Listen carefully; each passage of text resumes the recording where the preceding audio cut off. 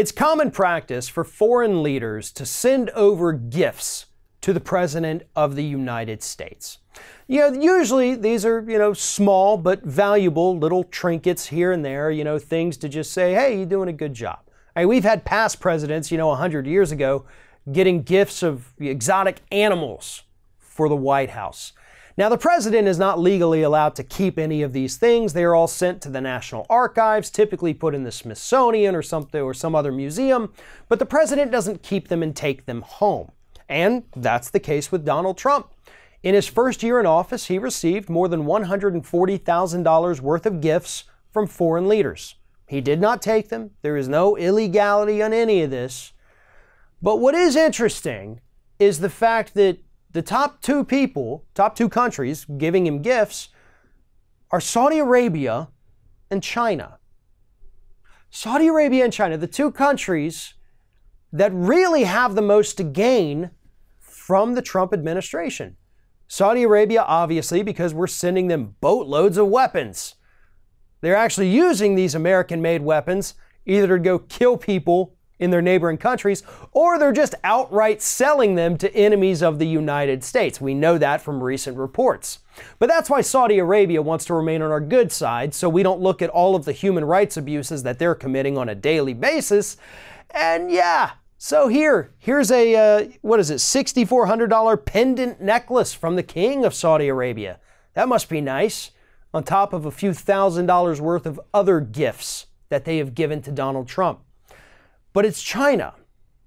China, the one who stands to, lose from our trade wars. They still want access to American markets, so they continue to butter up the president.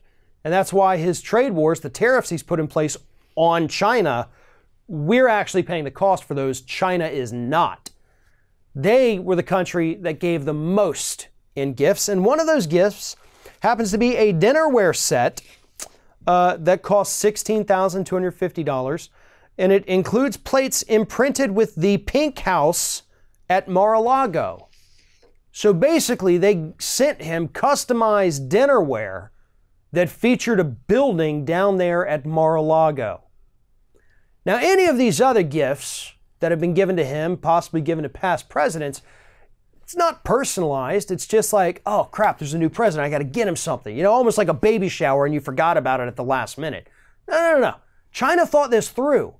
China understood exactly how to manipulate Donald Trump, how to flatter him, and that is to showcase his properties.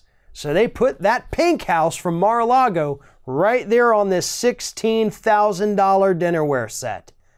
And yeah, it's paying off dividends for them because, again, American consumers, American citizens, we're the ones paying the cost for the trade war instead of China, even though they're the ones who had the tariffs put on them.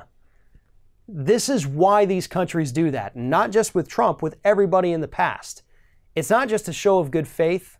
It's not just to say, hey, good job on your election. Here's a trinket we found in the, while shopping. No. These are influence machines. That's what this is. And that is exactly what these countries are getting out of it now that Trump is in the White House. Thanks for watching, everybody. And don't forget, if you like what you see here, like, comment, share, and subscribe to our channel. And now you can also become a member of Ring of Fire and get exclusive early access to certain Ring of Fire videos all throughout the week. Just click on the little join button right below the video.